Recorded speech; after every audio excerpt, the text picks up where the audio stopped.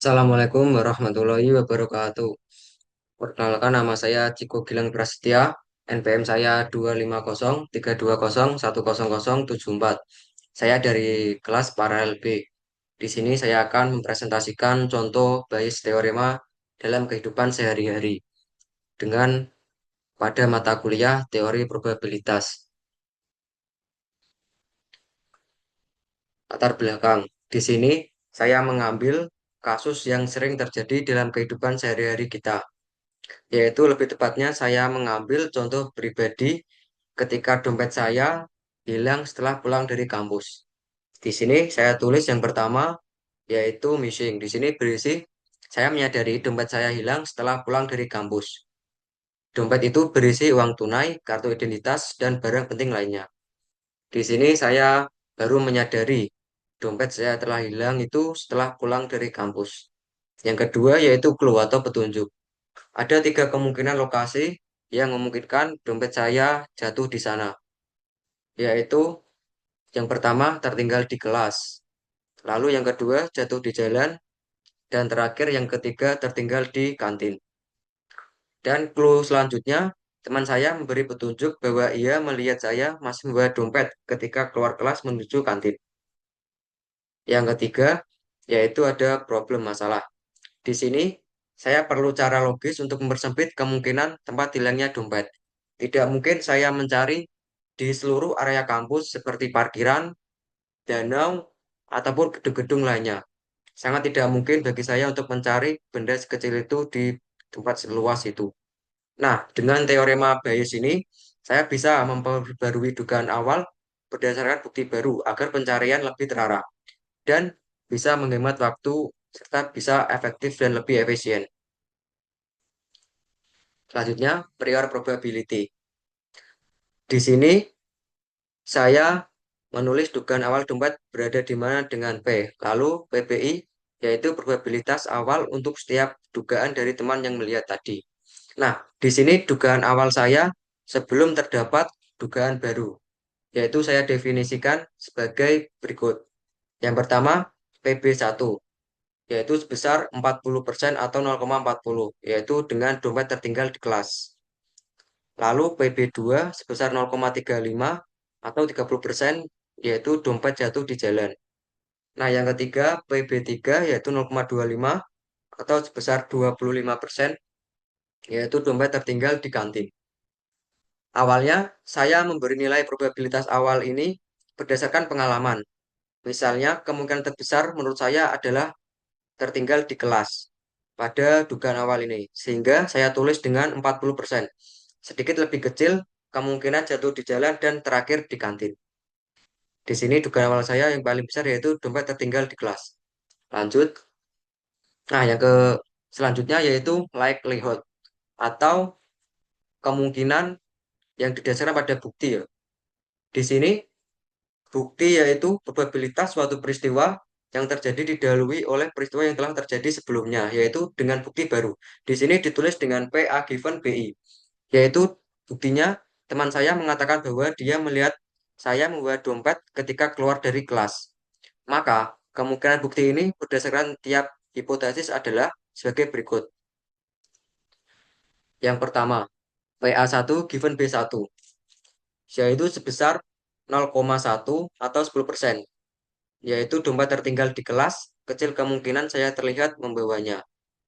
Nah, jadi sesuai dengan bukti baru tadi yang teman saya katakan bahwasanya dia melihat saya membawa dompet ketika keluar dari kelas. Sehingga dompet tertinggal di kelas itu sangat kecil kemungkinannya. Yang pasti saya keluar ke kelas itu membawa dompet. Jadi kemungkinan tertinggal di kelas sangatlah kecil. Sehingga saya tulis dengan 0,1 atau 10%. Selanjutnya, PA2 given B2 yaitu sebesar 0,8 atau 80%. Yaitu di sini jika dompet jatuh di jalan, kemungkinan saya terlihat membawanya keluar dari kelas 0,80. Sehingga di sini betul bahwa saya keluar dari kelas masih membawa dompet. Yang ketiga, PA3 given B3 yaitu sebesar 0,9 atau 90%. Yaitu jika dompet tertinggal di kantin, kemungkinan saya terlihat membawanya keluar yaitu 0,90%. yaitu benar juga kemungkinannya sesuai dengan apa yang dikatakan teman saya tadi, bukti terbaru, yaitu saya masih membawa dompet ketika keluar dari kelas.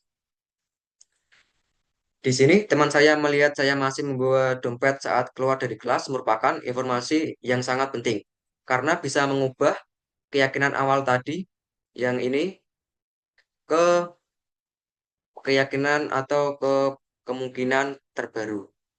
Nah, selanjutnya yaitu update. Update di sini yaitu kita menentukan jumlah keseluruhan kemungkinan berdasarkan dari dugaan awal dan dugaan terbaru atau bukti terbaru. Di sini kita bisa tulis dengan rumus PA sama dengan PA1 given B1 dikali PB1 ditambah PA2 given B2 dikali PB2 ditambah PA3 given B3 dikali PB3.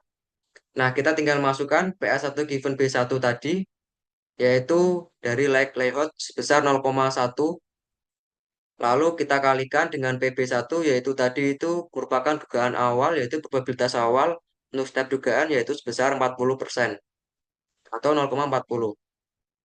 Selanjutnya, kita lakukan hal yang sama pada PA2 given B2 dikali PB2, yaitu dugaan awal, lanjut PA3 given B3, kita masukkan saja dikali PB3, yaitu dugaan awal tadi yang ketiga. Lalu kita kalikan 0,10 dikali 0,40 menghasilkan 0,04. Ditambah dari perkalian ini mendapatkan hasil 0,28.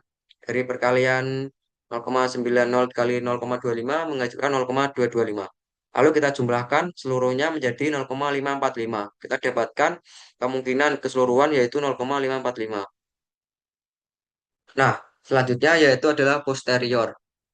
Yaitu di sini kita menghitung dari pembaruan dugaan dengan rumus Bayes teori, yaitu kita tulis P BI given AJ. Lalu kita masukkan, kita tulis terlebih dahulu rumus yaitu PA PBI given AJ A1 given B1 dikali BB1 per PA, yaitu kemungkinan keseluruhan tadi. Yaitu kita tinggal masukkan 0,10 dikali 0,40 per 0,545, yaitu menghasilkan 0,073 atau 7,3%. Lalu kita tulis selanjutnya yaitu A2 given B2 dikali BB2 dibagi PA, yaitu kita masukkan 0,80 dikali 0,35 dibagi 0,545, yaitu menghasilkan 0,513 atau 51,4%. Selanjutnya kita masukkan lagi A3 given B3 dikali PB3 per PA, yaitu 0,90 dikali 0,25 dibagi 0,545, yaitu menghasilkan 0,412 atau 41,3%. Di sini hasil akhirnya berubah. Probabilitas dompet tertinggal di kelas jadi sangat kecil, yaitu sebesar hanya 7% saja. Justru kemungkinan terbesar adalah jatuh di jalan dan tertinggal di kantin. Ini selanjutnya yaitu kesimpulan. Awalnya saya paling yakin dompet tertinggal di kelas yaitu 40% besarnya, yaitu di sini dengan dugaan awal berdasarkan pengalaman saya. Namun setelah ada bukti baru bahwa saya membawa dompet keluar kelas dari teman saya tersebut, probabilitas itu turun drastis menjadi 7,3% atau 7% sekian. Sebaliknya, kemungkinan terbesar jatuh kepada dompet jatuh di jalan, yaitu kemungkinannya sebesar 51,4%. Disusul dompet tertinggal di kantin 41,3%. Nah, jadi di sini setelah muncul dugaan terbaru, yaitu sehingga mempersempit ruang kita mencari. Nah, insight yang saya dapat adalah bukti sederhana bisa sangat mengubah keyakinan awal. Dengan Bayes teorema, pencarian bisa lebih berfokus. Misalnya, saya akan memeriksa jalan pulang terlebih dahulu. Di sini, dengan menyempitnya wilayah atau tempat yang harus saya cari untuk mendapatkan dompet saya, di sini saya bisa menghemat tenaga dan waktu. Keunggulan dari Bayes teorema menurut saya ini yaitu dalam membantu kita mengambil keputusan lebih logis. Jadi kita tidak perlu mencari ke tempat-tempat yang Seharusnya sudah jelas tidak ada diketahui dengan bukti-bukti sebelumnya. Nah, sekian dari saya. Wassalamualaikum warahmatullahi wabarakatuh.